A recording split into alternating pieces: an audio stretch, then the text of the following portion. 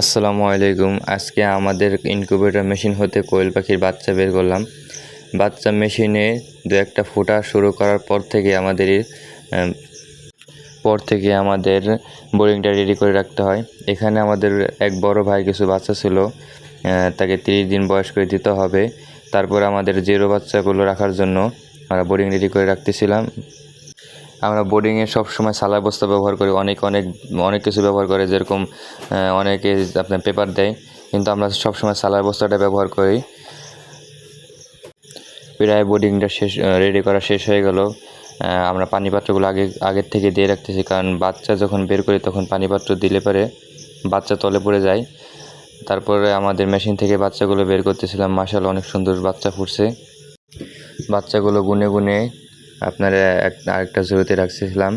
রাখার পরে আমাদের বাচ্চাগুলো আমরা বোর্ডিংয়ে ছেড়ে দেব।